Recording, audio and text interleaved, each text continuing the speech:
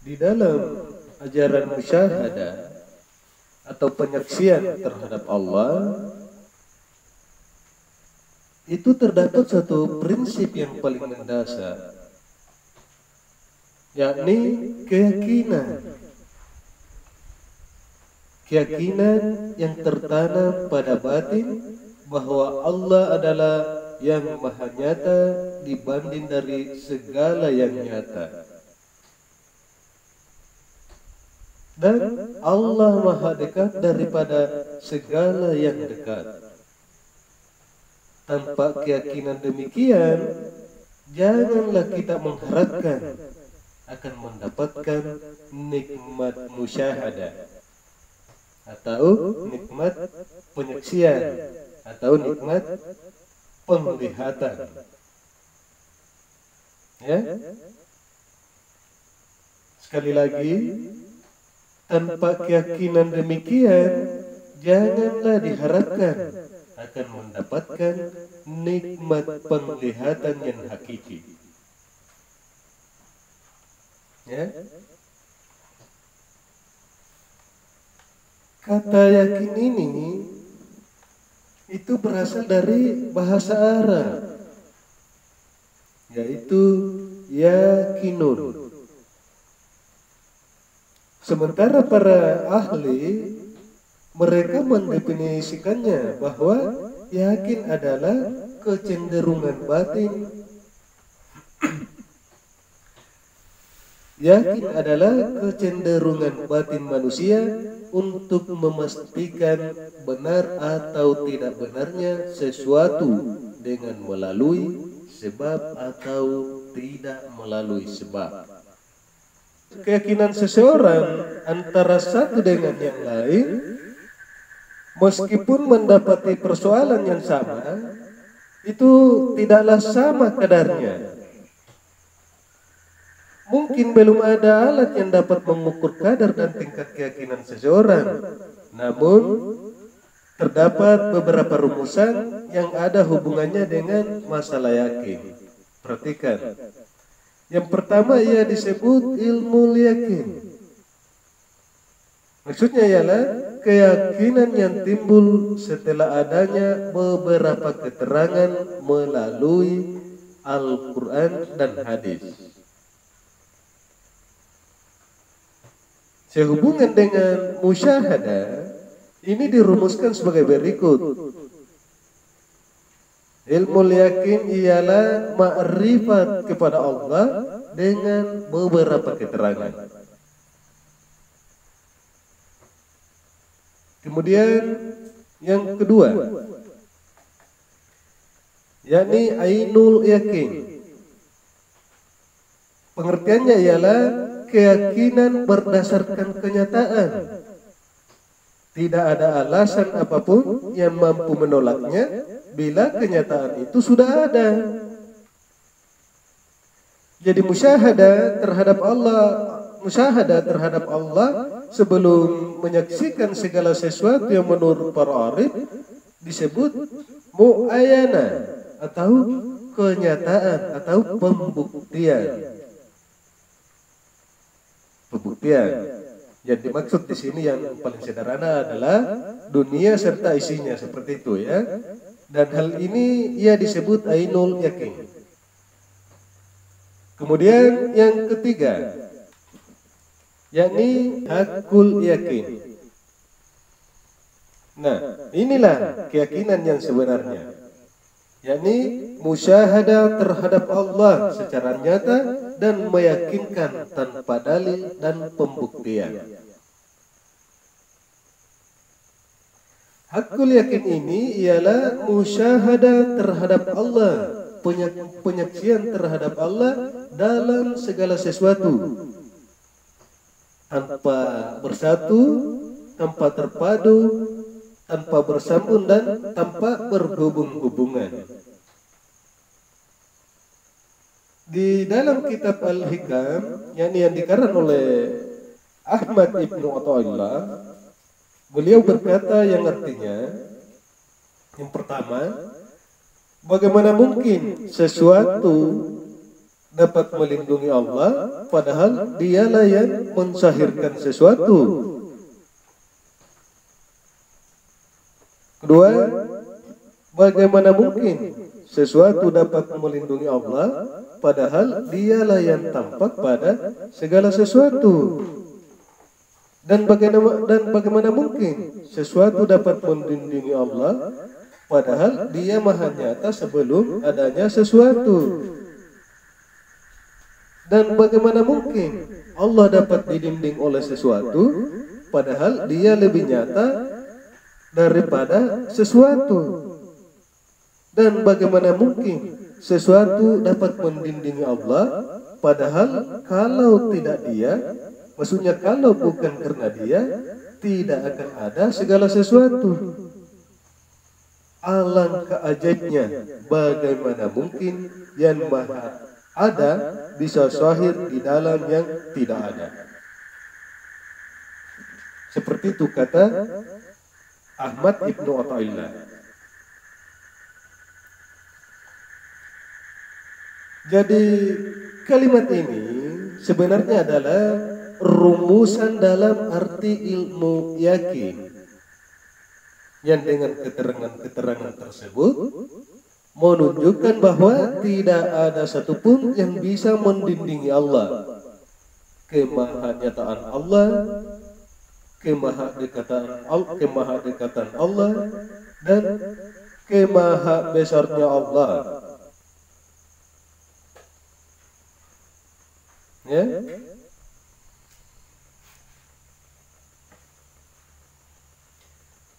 Nah, dengan kalimat ini kita harus meyakini kepastian dan kebenarannya. Jadi jelaslah bahwa yang terdinding atau terhijab itu adalah manusia itu sendiri. Hijab atau dinding yang menutupi pandangan batin manusia itu ada 4. Yang pertama ialah keingkaran,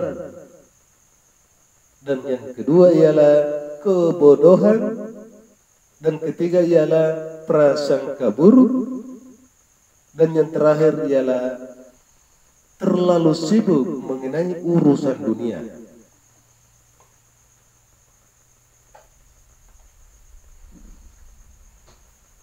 Baik, sekarang kita akan menjelaskannya secara rinci, dan kita mulai mengenai keingkaran. Keingkaran adalah sinonim dengan kekufuran, sekaligus juga sumber dari segala kemaksiatan lahir dan batin. Keingkaranlah yang membuat orang bersikap tidak peduli masalah halal dan haram. Semua cara bisa ditempuh asal tujuan mereka dapat dicapai. Ya mungkin saja terjadi seseorang yang ingkar kepada Allah, tapi di satu pihak masih menghormati dan menjaga dengan etika pergaulan dalam masyarakat. Ia berbuat baik kepada sesama, jujur serta sopan, namun sikap demikian tentu tidak permanen. Di tengah-tengah masyarakat yang relatif masih menjunjung tinggi nilai-nilai moral, seseorang yang ingkar kepada Tuhan akan mampu berintegrasi pada keadaan. Dan sebaliknya, bila berada dalam lingkungan masyarakat yang berprinsip bebas tanpa kendali, ia tidak mengenal makna dan arti moral dalam ukuran agama, maka orang itu akan cenderung kepada pola hidup berbaris. Dia akan cenderung kepada pola hidup berbarisme dengan dalih bahwa kebebasan adalah moral yang paling hakiki.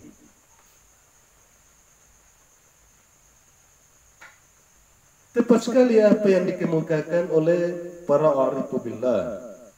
Mereka berkata yang artinya hakikat ketuhanan yang ada pada diri manusia itulah yang membedakan antara manusia dengan binatang.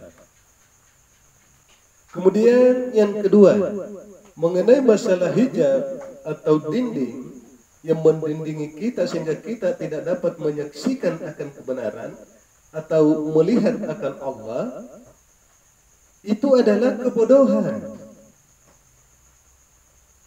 Ketidakadanya pengertian seseorang terhadap Tuhan, maka orang demikian akan mudah terombang-ambing dan tidak punya pendirian dalam beragama.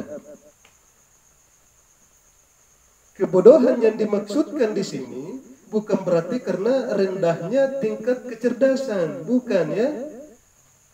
Karena pada kenyataannya banyak seseorang yang tingkat kecerdasannya berada di bawah standar, namun ketekunannya melakukan ibadah yang cukup meyakinkan. Tingkat kecerdasannya itu di bawah standar, namun ketekunannya melakukan ibadah sangat cukup meyakinkan.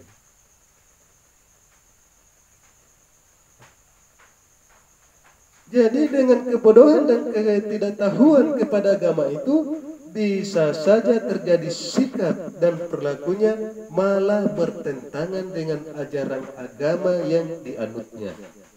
Orang yang demikian berpendirian bahwa soal meyakini dan percaya kepada Tuhan itu adalah hal yang mudah, hal yang simpel.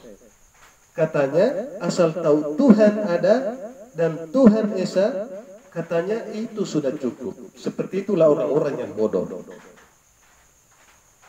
Orang yang demikian mungkin saja dia sukses dalam kehidupan dunia dan materi atau tergolong terhormat, akan tetapi untuk mereka Allah berfirman dalam Al-Quran yang artinya, maka sesungguhnya bukan buta mata tetapi buta hati yang ada di dalam dada.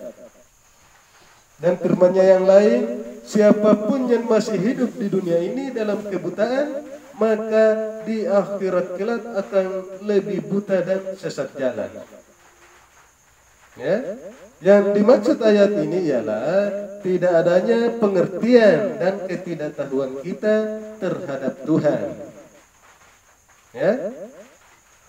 Kemudian yang ketiga, yakni mengenai masalah prasangka buruk. Demikian pula dengan adanya prasangka buruk terhadap ajaran tasawuf dan berprasangka buruk terhadap diri sendiri dengan dalih, ini ilmunya para wali, kata mereka. Orang-orang suka berprasangka buruk. Ini ilmunya para wali, bukan ilmunya orang-orang awam seperti kita.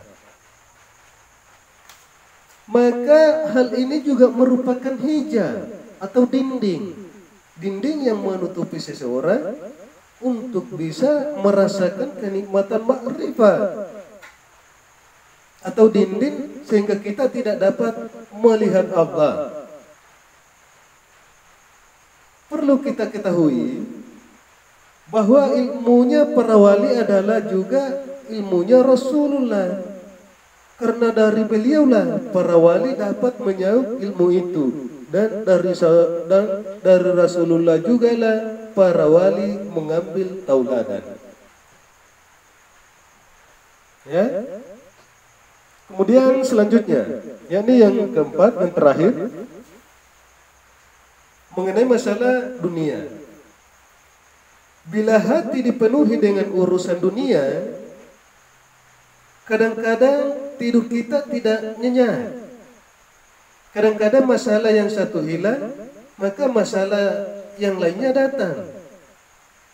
Kemudian rasa ingin beribadah tambah hari tambah turun.